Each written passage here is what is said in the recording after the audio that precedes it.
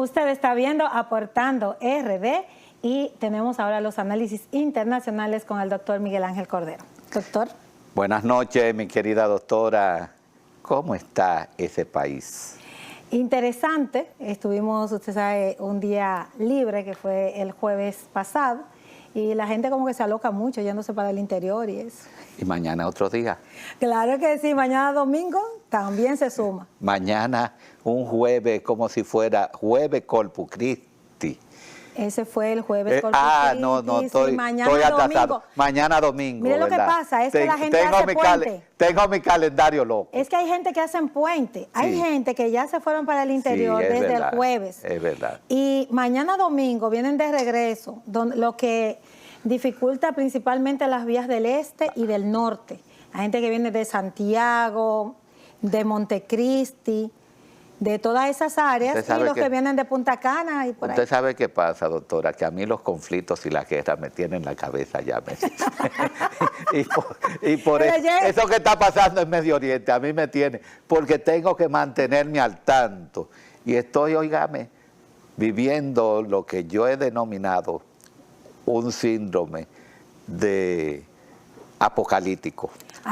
Un síndrome apocalíptico. Yo he creado este síndrome, el síndrome apocalíptico, porque todo el mundo me pregunta en los diferentes medios, ¿qué va a pasar? ¿Es cierto que viene una tercera guerra mundial?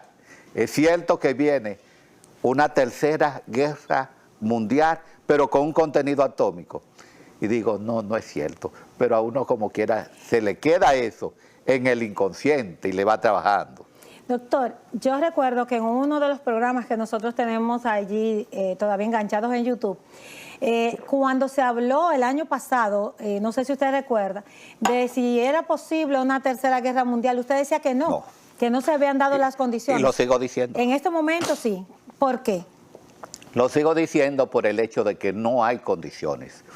Y la proliferación de las armas nucleares es un freno prácticamente para evitar y contener a los estados que manejan una potencia de fuego insostenible. Porque las armas tradicionales cualquiera lo combate. Pero ¿quién combate una bomba atómica? No queremos ver esa realidad porque todavía se está viendo esa realidad allá en Hiroshima y Nagasaki. Después de la Segunda Guerra Mundial se están viendo todavía los resultados, las consecuencias de esas bombas atómicas. Entonces hay una situación. Ahora mismo en el Medio Oriente, la crisis que hay ante un debilitamiento de lo que son las políticas exteriores de los Estados Unidos en materia bélica, vemos que la disuasión que se está tomando, muy apañada, muy blanda en este sentido, con un soft power, que es el ámbito de lo que es la diplomacia, dentro de las ciencias políticas, está generando incertidumbre. Y vemos que Irán está atacando a los países del Golfo. Esta mañana, en la madrugada de hoy, atacó a Kuwait, donde bombardeó el aeropuerto, bombardeó la base militar de los Estados Unidos, pero ha bombardeado otras regiones. A la única que no se ha atrevido a bombardear es a Israel, porque sabe que Israel tiene respuesta inmediatamente, bajo el pedido y el entendido de que no vamos a hablar de un acuerdo, de una intención de acuerdo, debe contener y retener a Israel de que no esté bombardeando a sus proxies de Hezbollah allá en el Líbano, pero todavía no está pragmatizado un acuerdo. Pero como parte de un preacuerdo, Irán está exigiendo que Israel no bombardee a sus acompañantes en lo que es el Oriente Medio, ahí, para que se sumen dentro del contexto de lo que es el acuerdo de paz. Pero ¿qué está sucediendo en ese sentido? Ya esa situación ha traído problemas entre Trump y Benjamín Netanyahu. ¿Por qué? El ministro de Defensa de Israel dijo, a Estados Unidos hay que complacerlo a veces, pero en otras ocasiones no se le puede complacer. ¿Qué indica esto? Que no le han hecho caso. No le han hecho caso a Donald Trump. Si su aliado principal en el Medio Oriente, que es capaz de defender los intereses de los Estados Unidos ahí en el Medio Oriente, no le está haciendo caso. ¿Por qué? Porque entiende que la actitud de Estados Unidos hacia Irán es muy condescendiente. Ha sido muy blanda la respuesta y que los únicos que están en riesgo son ellos. Durante esta pausa, esta recesión de alto al fuego, hay que ver hasta dónde Irán ha aumentado sus capacidades nucleares y sus capacidades misilísticas y sus capacidades de drones. Hay que ver cómo se ha reactivado el ejército de la Guardia Revolucionaria y el ejército tradicional, porque allí hay dos ejércitos. El posicionamiento que han tenido en el contexto de la diplomacia y del ámbito político interno, que tienen todos los controles, aunque se dice que hay divisiones internas, porque Masoud Pezeshkian, que es el presidente de Irán, se había hablado como de que estaba por renunciar, porque las decisiones no las toma el presidente, la está tomando Bahari, el general, el jefe, el comandante de la Guardia Revolucionaria iraní. Es decir, es una figura decorativa. Ni siquiera el ayatolá tomaba las decisiones. Simplemente era una bujía inspiradora para sostener lo que es el fundamentalismo islámico. Ahora, con esa diatriba y esa, podríamos llamarle, inseguridad que existe en cuanto a ese famoso acuerdo, que no se acaba todavía de determinar, porque Irán quiere una cosa y Estados Unidos otra. Irán dice que no han pautado nada y Donald Trump dice que ya se está próximo a un acuerdo. Las expresiones de Donald Trump obedecen precisamente a lo que es el mercado de valores. Cuando se habla de guerra, cuando se dice que hay contienda, se disparan los precios del petróleo y bajan, las bolsas de valores pierden una serie de contenido en el ámbito de lo que es el capital, bajan las acciones, pero cuando Irán dice lo contrario, es una forma de empoderarse y de decir, tú no tienes credibilidad, es una forma de reto. No obstante, Donald Trump mantiene las expectativas de que se pueda llegar a un acuerdo.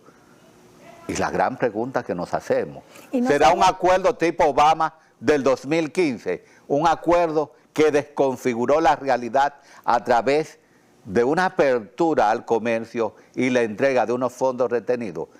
Ahí es donde hay miedo. Y es el temor que tiene Israel, de que le suministren, y se está hablando de unos 7.000 millones de dólares, una entrega que lo que iría es Irán a salvaguardar lo que es su maquinaria bélica, pero no solamente eso, a suplir o seguir sosteniendo a sus proxies para hacerle más frente a Israel. Sí, cuando se habla de que Trump está ya publicando que se aproxima un acuerdo, no es un acuerdo real, porque no ha habido una reunión precisamente para fijar cuáles serían los puntos a tratar. Solamente usted está diciendo, se puede plantear en esas líneas, pero ¿hasta dónde? Los puntos a tratar ya se conocen, se conoce el interés. Incluso en el día de hoy ya Donald Trump ha dicho que quiere una reunión con Mojtaba Khamenei. Mojtaba Khamenei no se sabe si existe o no existe. Eso es el secreto mejor guardado, porque lo único que hemos visto es la fotografía de él, pero no sabemos... Los acuerdos de las reuniones, nada de eso. No sabemos, porque él estaba cuando su padre, el ayatolá Khomeini, pues murió. Estaba su padre, su madre, su esposa. Ahí se fueron, óyeme, hasta el perro y el gato se fueron en ese bombardeo. Y él supuestamente quedó herido, mal herido, y no creo que este muchacho esté todavía pululando en los pasillos de la vida. Debe estar por allá con sus 70 vírgenes que le tocan, porque esa es la ventaja del fundamentalismo, que le tocan después que te convierte en mártir, 70 vírgenes. Y yo me pregunto, ¿en la otra vida? En la otra vida. Yo me pregunto, ¿quién estará disfrutando de las 70 que a mí me toca? Bueno, En ese sentido, nosotros debemos visualizar que tienen una gran esperanza y un espíritu de cuento para trasladarse de la vida a la muerte, porque van a seguir gozando. Pero sigamos con lo que es el análisis y vamos a trasladarnos, vamos a salir. Ya vemos que hay una disputa, una diferencia entre Donald Trump y Benjamín Netanyahu. ¿A dónde va a conducir esto? ¿A la ruptura entre Estados Unidos e Israel? No. ¿Por qué decimos esto que no va a conllevar? Porque son unos lazos demasiado fuertes. La relación de Israel no es con un presidente, es con los Estados Unidos. Hay que recordar que la fortaleza de Israel está fundamentado en el lobismo. Maneja prácticamente la economía del mundo. Se echa en un bolsillo una serie de pretensiones dentro del contexto de lo que son los intereses de los Estados Unidos. Pero vamos a ver en Latinoamérica ahora cómo trasciende esto a lo que es Colombia precisamente, donde recientemente ya en el proceso electoral, pues el famoso tigre, Abelardo de la Espriella, se fue arriba en una primera vuelta donde se esperaba que Iván Cepeda, el candidato de Gustavo Petro, pues iba a avasallar en ese proceso electoral y tan solo sacó un 40.73. En cambio, el opositor, Abelardo de la Espriella, autodenominado el Tigre, aquí le dirían en República Dominicana el tiguerazo, pero allá él se autodenomina el tigre. Parece que se llevó ese... El animal, con la cosa del tigre. Se llevó ese gentilicio de aquí de República Dominicana. Tuvo una visita aquí. Ponte el tigre y tú vas a ver que tú vas a aruñar a todo el mundo. Entonces el tigre aventajó prácticamente casi con 4 puntos al oficialismo, pero ahí está la Paloma. La Paloma, que es la representante del expresidente Uribe en el Partido Democrático, sacó apenas 6.9, cuando se esperaba que aventajara al tigre, cayó por debajo del tigre. Ya el uribismo ha apoyado abiertamente a la Espriella, está apoyando al tigre. Es decir, cuando le sumamos esos 6.9 a los 43 y pico que sacó el tigre, ya está del otro lado, con el 50 prácticamente.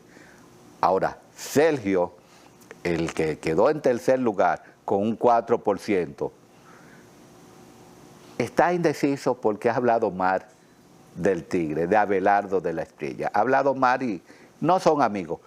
Y es de derecha también.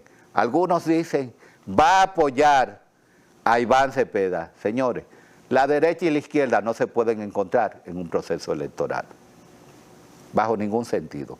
Aunque Sergio Fajardo, apoye verbalmente a Iván Cepeda, siendo de polos opuestos, el ciudadano no va a votar por Iván Cepeda, porque como lo dijo Fajardo, los votos son de los ciudadanos, no de los candidatos. Y es contraproducente que, habiendo dicho esto Fajardo, ordene votar por Iván Cepeda, cuando el interés, la intención, es sacar al petrismo del poder. Ante esa situación debemos recordar que Petro desconoció el triunfo de Abelardo de la Espriella. Lo desconoce porque entiende que hubo un fraude colosal, porque ellos habían hecho sus apuestas y sus encuestas de que se iban a ir en una primera vuelta. Entonces, en ese sentido, estamos viendo un nuevo proceso en Latinoamérica, pero hay otro ingrediente, que después del proceso electoral, Donald Trump saltó apoyando a Abelardo de la Espriella. Y eso ha generado una inquietud en lo que es la vida política de Colombia, donde ya algunos ministros han renunciado para dedicarse a hacer campaña. Dicen algunos comentaristas, se le va a poner más difícil a la oposición porque están renunciando ministros para irse a la campaña, Porque, y la gran pregunta, ¿y para dónde pretende crecer Iván Cepeda, Gustavo Petro, cuando tiene ya una limitación de votos? Bueno, hay que recordar que el oficialismo tiene la particularidad, tiene la ventaja de que puede comprar conciencia.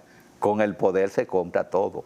Hay que ver si el pueblo colombiano, que aunque digan algunos que le va a afectar a Abelardo Espriella la comunicación y el apoyo de Donald Trump, los colombianos le encanta ir a Estados Unidos. Se sienten más identificados con los Estados Unidos que con Rusia y con China. En ese sentido no puede haber ninguna inquietud, ningún fanatismo ideológico que dé a entender que el comunicado de Donald Trump vaya a perjudicar al candidato opositor. No existe. No existe porque la gran oposición hacia Gustavo Petro está fundamentado en el lineamiento sociocomunista que tiene y en su participación en lo que son las guerrillas, el M-19, donde ha hecho tanto daño a lo que se llama el estamento jurídico constitucional, pero sobre todo institucional de lo que es Colombia. Una Colombia que está pasando por una situación de crisis y no creo que se le vaya a permitir de nuevo mantener y sostener el petrismo a través de la elección de lo que es Iván Cepeda. Eso le haría un gran daño a este muchacho, precisamente, no a Iván Cepeda, sino a Sergio Fajardo, señalar como favorito a Iván Cepeda, porque ahí mismo se sepultaría como un cadáver político. ¿Qué usted cree de eso, doctora? Bueno, doctora, ha sido bastante bueno el análisis. Vamos a invitarlos a todos ustedes a que nos sigan en nuestro canal de YouTube para que puedan entonces formar parte de nuestra comunidad. Opine, dé like si le gusta el comentario y también puede proponer otro análisis. Los temas, que propongan los temas, porque aquí somos abiertos. Aquí le hablamos nosotros a ustedes de un huevo codorniz a un coco indio. ¿Cómo le entra el agua al coco? Todo eso se lo referimos. Nos aquí. vamos a una pausa comercial y retornamos con la licenciada Rosa Redondo.